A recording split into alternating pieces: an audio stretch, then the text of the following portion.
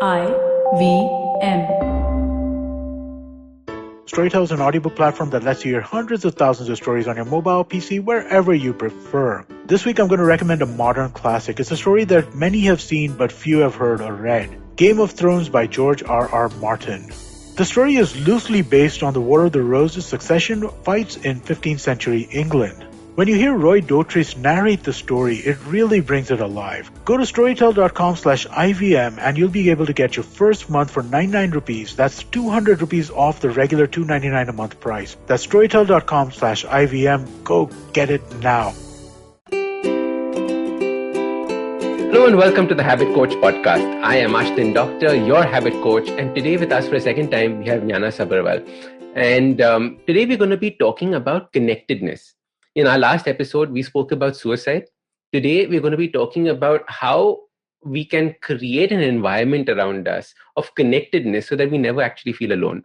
And I think that is such an important thing that is missing in today's day and age. We're forever, inverted commas, connected to the world using our phone, but there's an element of connectedness that is not there. Right. And I think that is such an important thing. People have stopped having deep conversations. People have stopped having heart-to-heart conversations. Everything is frivolous now. Oh, what did you see? What happened in the news? Did you see what the weather is like? This is happening here. That is happening there. But nobody really understands who the other person is. And I think connectedness is all about that. So Nyana, welcome to the Habit Coach podcast. Thank you, Ashton. Thank you so much for having me here today. Aren't deep conversations amazing? They are my food. They are my air. They are my soul. I just love having deep conversations. I think they just bring me alive, and I think it just brings people alive. Correct, right? But how do we have deep conversations? Like, when we talk about connectedness, what is your take on connectedness? How should we be creating this? So, most of us think that if I'm communicating, I'm connected. Right? Or if I'm logged on, I'm connected, right? So I think, unfortunately, our internet has made connected a very, click of the button kind of a thing. But connectedness is actually spending quality time getting to know the other person, right? And it's not just about, do you like Coca-Cola or do you like Pepsi? It's really about knowing the person's inner world, inner thoughts, what makes them tick, what makes them not tick, how do they respond, how do they not respond, And I think that's such a joy in really getting to know the other person in that sense, right? So connectedness is really about a very deep human need, actually. I'm going to throw a spanner in the works here. Okay. Normally when I tell people about, you should have deep conversations with many people say, but I'm not interested in other people. Why should I be interested in them? Right? Yeah. How do you get around this question? Like, it blows my mind. How should you get, what is a symptom of? I guess it is about crossing that barrier of getting into the space of too much intimacy, I would assume. And when we think of intimacy, we're thinking only about the physical aspect of it. But it's such a, human beings are about the feeling of safety, security, being loved, cared for. And we look for those things in different ways. But actually what we're talking about is connectedness. Right. And then the same conversation would be, but I don't have people in my life and I don't have friends and I prefer to be on my own, which is actually because connection requires us to accept the other person just the way they are. Absolutely. Right. And that creates that whole thing of security, safety, love. This person loves me for who I am. We all want that. Right. But, can I just show up as who I am? And would you know that? Correct. Right. So the real authentic sort of one-on-one, not even one-on-one, it could be in groups as well, but showing up and being you, and then saying that, okay, let's talk. Let's talk. That's it. So that's what we say about connectedness. So, something very interesting is that when I talk to people like this, there's another aspect of this, right? One is the fear of intimacy, which is what you spoke about. The other question is that, but if I have deep conversation with somebody else, that means I also have to open up. Right? Yeah. And that feeling of opening up to somebody is so scary because now you're suddenly vulnerable. Yeah. And creating a sense of vulnerability around you, having a place that you can be vulnerable is important. Yeah. But many people don't have that in their lives by design. How should they be vulnerable? And is vulnerability important? What do you think? So vulnerability is essentially, and I love the work of Brené Brown, and so I'm just going to quote her left, right, and center, not verbatim, but essentially that vulnerability is showing up as who you are. Right. And yes, you're absolutely right. Most people by design build themselves up not to be vulnerable, because with that comes a whole bunch of past stuff and, things where I feel I'm not going to be accepted for who I am. And, there's going to be judgment on that. And therefore, that also takes away connection and leads to loneliness and isolation. And that is the stuff that leads to mental health breakdowns, not having enough coping strategies, like lower emotional resilience. And those are unfortunately, therefore, then the side effects of it, right? But if you're actually in a conversation like, that builds connectedness, then it isn't somebody giving me their opinion as to why I'm wrong or why my way of looking at something is wrong. There isn't room for that. Connectedness is just hearing you out again for the way you see life so I can understand you better. Right? And therefore, that's what vulnerability does as well, is will I be accepted for that? But the basic human need is to be accepted and loved and cared for and this and that. And then if you're not vulnerable, then you're not going to have that need met. Nice. Right? Nice. And I think this is such an important aspect also from the podcast that we just recorded earlier on suicide, right? Because if suicide is a sense of a need that is unmet or a sense of hopelessness is unmet, imagine if you were connected and you had the opportunity to share exactly like you said, your perspective about the world. Then the chances of that need, somebody coming and satisfying it, is higher. So I think creating connectedness is a big step into not necessarily getting down the road of where you have to think of having thoughts of suicide or self-harm, where you have your safe space with you. Yeah. Lovely. But I think I'll go a step further, Ashton, that we look at connectedness in three sort of concentric circles. You have a connectedness to yourself. Right? Which is connectedness to what my needs are, right? Most of us actually don't know that. And sometimes even deny it. That you have needs. That you have needs, right? Which is one of it is, say, connection. And so I build my world in that way. But deep down, like, there is that need, because ultimately, bottom line, we're human beings, right? So there is connection to self, connection to others, and then connection to the world and community. Correct. Right. And so we essentially are looking at it from all of these three levels, because, like you said, it's about somebody coming and meeting your need, but I even have to know what I need. If I'm going to say I don't need, then I think you become a mind reader and you should read what it's a very complicated space. Let's keep it simple. Yeah. And I think the last point that you said was so nice. Don't expect other people to be mind readers. Yeah. If you have been able to read someone's mind, okay, fine, accept it. Teach me. Teach me, right? Don't be a mind reader. Relationships, right? But how shouldn't that person know? And I'm like, God, how are they going to know? But they're supposed to love you. But love doesn't mean I'm supposed to know what you need if you don't tell me. Right? So, this is the idea of connectedness. It's able to kind of say that this is what I need, and it's okay to say what you need. It's about breaking down that whole, kind of Mount Everest we're built around the fear around having needs. And it's saying that it's a human thing. Please have them. Please exercise them. Please know them. And please get them met. Correct. So how should someone go about doing this? So I know that you've created certain cards and things like that for it. Just explain what you've done, because I found it fascinating, which is why I wanted to have you on the podcast to share this. Okay. So over the years and with all the research and everything that we've learned about mental health and suicide prevention and happiness and peace. So, if you go to Google Trends, these are the questions people ask. How do I find peace? How do I find happiness? How do I make relationships work? Because all of these things cause emotional distress. And when emotional distress is not adhered to, not sort of dealt with, then we have long-term distress and stuff like that turns into mental health concerns, right? And so the big question was, how do we ensure that people start developing a connectedness back to their needs, how do they build connectedness within their relationships so that they become safe spaces, right? And how do we build that connected back to community, right? And because that's breaking down. We could see that, right? Because we are lacking those deep, meaningful conversations, and I was looking at the kinds of questions and, what research says about healthy relationships. What should you know? What should you not know? And I was looking at these questions and I said to my, damn, if somebody would have told me that, then maybe I would have chosen a different spouse in the past or something like that, So basically, it's just a lot of research that we did, right? And we came out to saying, okay, how do we build connection, which breaks down with self and others in the course of life based on experiences you have, with rejection and all those different things that you face along the way. And you build what you call defense mechanisms, right? And that stops you from actually connecting. So how do you rebuild that?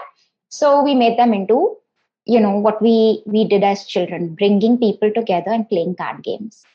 Lovely. We love that, right? Today, everybody's on the phone, so I may be out for dinner with you, but I'm not connecting with you, really, right? So what do I do? Like, keep the phone away. Let's connect. Now, I don't know what to ask you. I don't know how to connect with you. I don't know what are the questions to ask to really get to know you.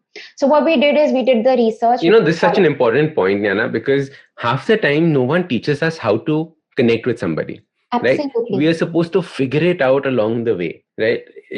What you've basically done is you've given everyone a cheat sheet. Absolutely. You don't know how to have conversations here, lay low. Now you will be able to have conversations and understand and create a deep connect. In fact, one of the best techniques that, so there's this whole dating world, right? Yeah. And there's this thing called PUAs, pickup artists. Okay. We have this technique on how do you create intimacy as fast as possible. How do you connect as fast as possible?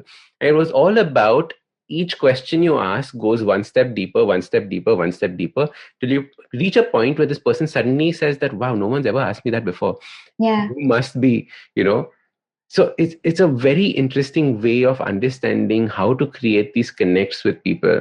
And I love what you've done. Share, what are the various categories? How are these games played out? Okay. So we built them again based on self, others, and community, right? So connection with self is really connecting to your emotions and your values and taking care of yourself. All of these things, we think that taking care of yourself is selfish and all of those sort of things. But obviously, self-care is so important, right? So we have card games for self-care. We have card games for emotional regulation. So basically, how do you learn about your emotions? How do you sit with them? How do you take care of yourself when you're in an emotional storm? Correct. Right? In fact, one of the games that you've developed is looking at the feelings, the various feelings, and we've done podcasts in the past on understanding your feelings. Yeah. But what Nyana has done is that she's actually told you what each of those feelings mean. Yes. So one aspect is looking at the names and understanding it, because the podcast basically was, what is your emotional vocabulary? If Right. you don't know the words to describe how you feel, how can you actually feel that? Or how can you know what you need to do to get out of it? Absolutely. So creating that vocabulary is so important. And this game does that. It takes you through all the various feelings and emotions that exist, breaking them down into, now this is what you're probably feeling. And then you're like, this makes sense. Right. And you know why that is important, Ashdin? Because neuroscience says that if you can name your emotion, you instantly release it. Now, our body is wired for survival. Shut up, really? Instantly. Why? Because... So I'm happy, now it's gone. Oh no, I'm sad. Now sad's also gone. It's brilliant. It's emotional distress. Because, when you go into, say, an argument with someone, it's a shitty feeling, right? And then you're left with that shitty feeling, but you don't know what that shitty feeling is. You just know you feel shitty. And you shitty feeling is not part of the wheel? It's not part of the wheel. We should have shitty feeling, poo-poo feeling. Yeah, that's in the loo deck, by the way. And so basically, it allows, so your body then goes into this flight, fight, freeze mode, right? But here, and then you sit with it, and you sit with that shitty feeling. And then you feel shitty all day. And then you start reacting to people in that, right? So this essentially says, okay, fine. This is the emotion I'm feeling. Then your body recognizes, oh, you're not in a survival mode. You're not actually at risk. Chalo, okay, release. Otherwise, you actually feel like you're overwhelmed and, kind of not able to control your emotions. The world is against me. Yes. Exactly. So it kind of protects us from that. And actually, it helps us have more healthier sort of relationships in the long term, right? It keeps connection going. And so that's the first one. That's the first one. The second one is obviously self-care. So it's about, having self-care cards that you make pairs with, which is essentially like the memory game that we used to play with. But what it actually has is 30 ways in which you can self-care and self-soothe, which is again like a life skill that we are not taught.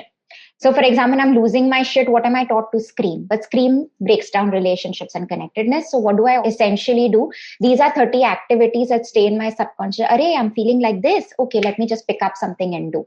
Which then, once you start playing with it with yourself, because it's got that note of connecting back to yourself, you're spending time with yourself. When you are in a shitty place, it naturally comes back to you. It's stored in your subconscious. So automatically you'll say, okay, fine, maybe I can just go and, listen to some music that would make me happy. Not sad music that would make me happy. Or let me just jig it out for like 5 minutes because I'll release, some kind of energy. So that is a self-care bit. In fact, it's so interesting because when people think of self-care, they immediately go and sit in front of the TV and watch Netflix. Yeah, that's right. And the point is that you don't know how to take care of yourself. Yes. It is so true. Nobody teaches you this either. So These cards are actually saying that, why don't you try this out? And you can almost make it, and you can play it as a game, saying, if I can find my pair, I'm going to do what comes out from there. Absolutely. Right? Whenever you're feeling down, this is a great way to pick yourself up and learn how you can care for yourself. Exactly. And sometimes, like you rightly said, we're not taught, and these are such important life skills. When you read, it says emotional resilience, stay with yourself, stay with the emotion. Who's taught me? Correct. Right? Or take care of yourself. These are 50 ways to do that. But nobody's taught me what self-soothing is. Now, if you go back to, like, say, pediatric books, this was supposed to be taught to us between the ages of 0 and 7. But we don't learn that. Let's be honest, right? Absolutely. And the third one is being unapologetically you, which is recognizing what your values are and living a value-driven life, right? This sounds heavy. What does it mean? So basically, we all say that, I have values. And these don't go by my values, right? And arguments and disconnection happens when I'm trying to make you see my point of view, which is based on my value, which may not be your value, Ashton, right? But that doesn't mean that anything. But if I ask you what your value is, you can't articulate it. So here is becoming aware of your values, saying, for example, for me, my value is compassion, right? But suffering also comes when I am not acting like who I think I'm supposed to be. Correct. Right? But I think I'm compassionate, but I wasn't being that, right? Or somebody picks it up and says, hey, but this is not aligned to who you always are. And that's when, like, oh my God, overthinking begins and all of that kind of stuff. So it just helps you identify your values, and it helps you kind of keep a tab of when am I behaving aligned to it and when I'm behaving not. And if I'm not most of the time, then probably that's not your value. Yes. And it's okay. And it's about self-acceptance and knowing who I am. This is such an important point, because we keep picking up values from our parents, from what we taught in school. Moral values class is something that I remember having in school. But that is not who you are authentically. And if you can understand what your genuine values are, then, like you said, suffering doesn't take place because you are in harmony with what your values are instead of it being all over the place. Right. And it's being true to you, which comes back to the whole thing of, connection and stuff is about showing up and showing who you are. Correct. Right. But I may not have the same values with you, and that is okay. I don't have to be accepted. And all your values don't have to be good. And values are values, right? They're neither good nor bad, right? Why? Really? Yeah. It's your behavior that is either in accordance with it or not. And if it's not in accordance with it, that's Correct. what it is, right? Absolutely. And I think the most important thing is that people won't share the same values. And that's where acceptance and connectedness comes from. But also you have to accept that our values are different from other people. And so, the first step is self-acceptance. In all of these three areas, you're learning to accept yourself for who you are. Self-love, as we call it. Which is this is so interesting because one of my favorite examples was about cannibalism, right? Yeah. A cannibal feels that eating another human being is fine. You clearly don't feel that eating another human being is fine. Yeah. But value systems are different. There is no right or wrong in either of these. Absolutely. And it's about safe spaces are about allowing people to have that space to be you, right? And that's what fosters, love, happiness, care, joy, acceptance, and all of those other things, connectedness at the end of the day. So that's the first range of cards that we have. The second is with others. So we have this amazing relationship game. Oh my God. So Nyana, we'll be right back after a quick break. Hello, everybody. Welcome to another great week on the IVM Podcast Network. If you aren't following us on social media, please do. We're IVM Podcast on Twitter, Facebook, Instagram, and even LinkedIn, where we're starting to put more stuff on. We'd like to thank our sponsors very quickly this week, thewholetruthfoods.com, Storytel, and Seat. We really do appreciate your support. And we had a great week on the network this week. So tune in for some sweetness with our hosts Sadaf and Archit as they hone their sweet tooth and talk about candies. The famous, the healthy, the traditional, and international. Check out Naan Curry. You'll enjoy it. On last week's episode of The Note, Maruk and I spoke to TV presenter and columnist Veer Sanghvi, who analyzed the 2 years of the second term of the Modi government. As China and India signed the disengagement agreement along the LAC, Lieutenant General Dr. Prakash Menon and Manoj Kewalramani joined Suyash Desai to discuss the process and the consequences it will have on the nation and in world politics. Dr. Anton Harder joins Hamsini Hariharan on States of Anarchy to discuss India's right to a seat at the United States Security Council. Ashdin Doctor talks about duty, how individually it binds us, and how as a society it is liberating. Check out The Habit Coach with Ashdin every day. Great show and great fun to listen to that. On Football Shotwal, the boys talk about their loves and sorrows for teams and their current ranks in the world of football. And also do remember to check out Cyrus Says. We had a great week last week. We had Amol Mazumdar, the ex-cricketer. We had Rocky and Mayur. And we did the Valentine special with Aisha and Kunal. Great fun. Do check it out. I'm sure you will enjoy that. And with that, let's get you back to your show. Nyana, welcome back to the Habit Coach podcast. And we were discussing about connectedness. I think you were going to tell us about the next game, number 4. What is that? Yeah. So basically, just to say that the first 3 games are also games that you can play with your children to help them kind of develop it earlier in life. So, we're not having this conversation 20 years later again. But, you can do it with your spouse and your family. That's the whole idea. It's about bringing people together. So the second is the connectedness with others, which is in our relationships, right? And I look at relationships broadly. Okay. So romantic, intimate, friendships, all of that kind of stuff. So we have this amazing sort of bunch of games, actually. This one being called Off the Record. So Off the Record. Off the Record. So you can imagine the kinds of questions and things you can get to know about somebody, which is basically very intimate and builds intimacy and connectedness. So we have a different range. We have things on work and money. We have things on relationships. We have questions on family. We have questions on experiences, questions on sex. Because, these are things that we kind of don't talk about. And these are like questions that not only allow you to get to know yourself better, but again, get to know your partner. So you roll a dice and whatever card comes, you kind of, if it says 1, then it's work and money. If the dice says, rolls out 2, then it is usually relationship. And, that's how it goes. And you play it with a group of friends, or you play it, with a partner. But the idea is to kind of really get to know those questions. So yeah, let's take some examples. For example, if you had a large charity, what would you focus on? Nice. I would focus on it as an orphanage. Interesting. Why is that?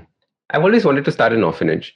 I realized probably I'm not going to have kids of my own. So, and my theory is that grandparents have more fun than parents because they can spoil the children. And if I have an orphanage, then the chances of me being grandfather, come pamper everyone, have somebody else deal with the tantrums, that's exactly what I want. So probably an orphanage would be an NGO that I would support. Okay, that's interesting. If my partner could change one thing about me, it would be? What would it be? Yeah, these are really thought-provoking ones. I've never even thought about that, right? But these are also the whole idea of connecting back to yourself. So everything. I think probably gifting flowers. I think I'm anti-gifting flowers. Is it? Yeah. I think that would be something that probably partners would want to change in me. Yeah. Okay. Yeah, I love flowers, Ashton. It's just like, I think I was scarred by a poem that we had learnt in Hindi class when I was in school, where this flower is talking in Hindi. It was one of those famous poems about how you have plucked me and taken my life, and you're throwing me on either the forehead of your lover or the path of a going politician or something like that. And I was like, yeah, why are we killing these flowers just for it? So I think I've been scarred by that. I would be scarred too. Okay. Yeah. Let's take a moment of silence for that. For the flowers. But yeah, so I mean, if I had to ask you a question about experience, it would be anything you could do again. Oh, love it. Everest Base Camp, for sure. Really? Now see, so basically these are the kinds of questions you will... But it's so brilliant, right? We would have never had this kind of a conversation if it wasn't for these cards. For these cards. And the next time, I know for a fact if I were ever to ask you for anything, it would not be flowers. There you and if go. I were your partner and I loved flowers... Yeah, see, right there, khalas. Right there is but you never bring me flowers, but I don't like flowers. But why can't you just bring it for me? It's important to me. Those kinds of conversations that you will have, right? And the other one that that we really, really encourage these are fun. to do is our deck called Heart to Heart. Oh, Heart to Heart. Heart to Heart. It's like straight from my heart to your heart. But it's also getting to know my own heart. And so these are decks. I mean, again, it's not something you just only play with your partner.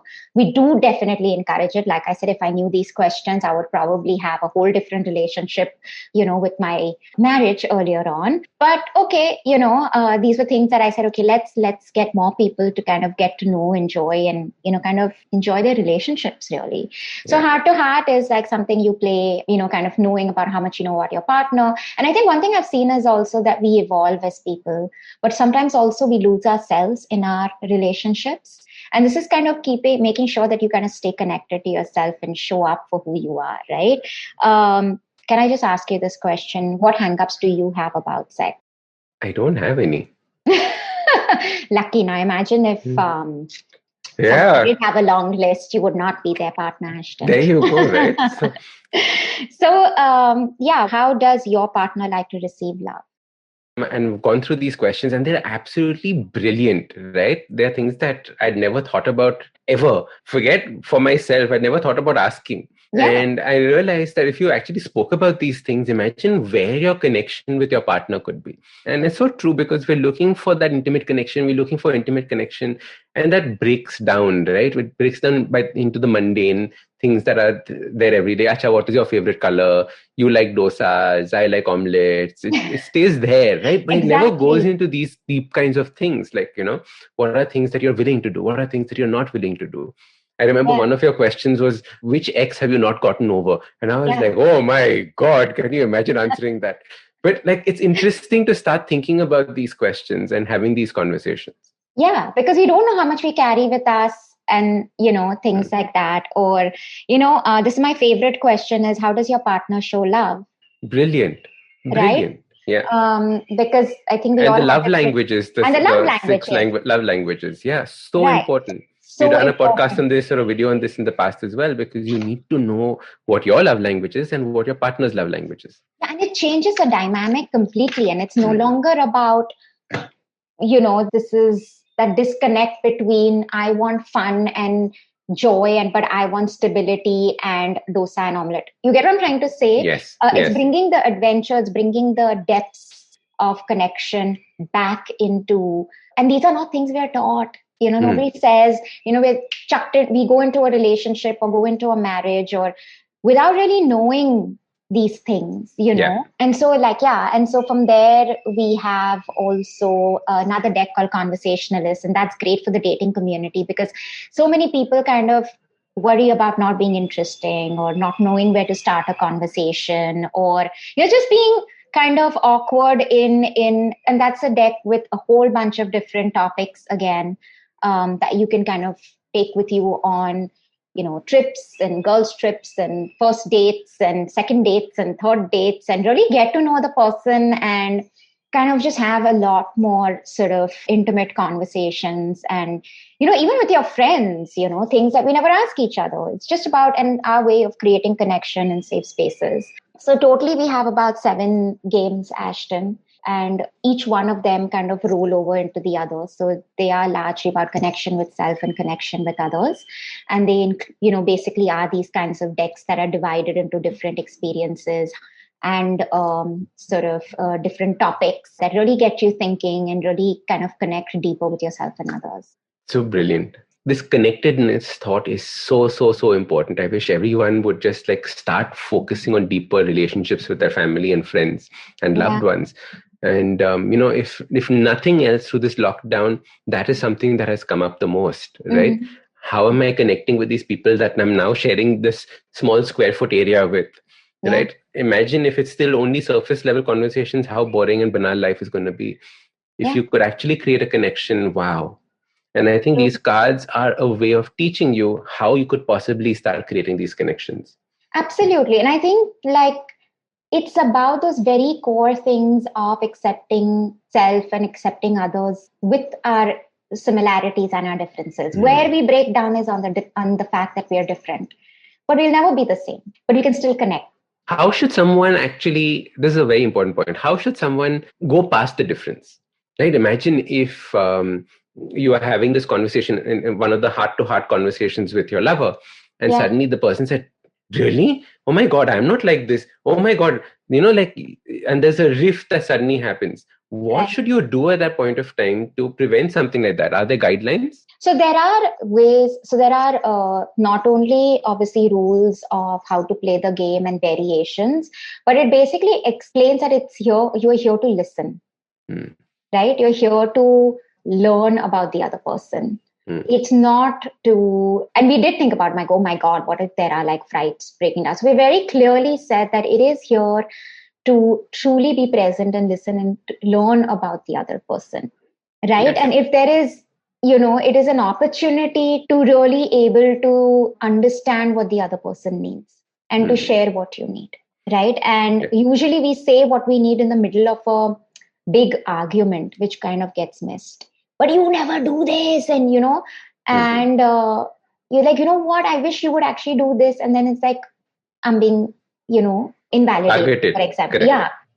But the idea is to have this as the whole idea and the way the questions are framed. There is no room for you to kind of get into an argument per se, right? They are more about your way of saying this is what I need, or saying, oh, is it that space for just listening and sort of enjoying the connection. Correct.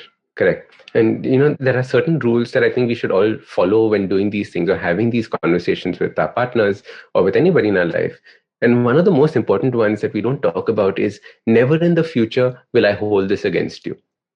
As soon as you create that rule, you create again a sense of safe space, because how many times, right, are things that we said in anger or things that we did thrown back in our face day in, day out, year after year, suddenly something pulled up from 14 years ago. Oh God, when we talk about people having baggage and this relationship has too much baggage and all of that, this is what we mean. Because we are saying that I'm willing to carry all this so that there'll be an opportunity when I can use it on you later on. Yeah. And I think none of this should be ammunition for you in a conversation or when you're trying to be connected.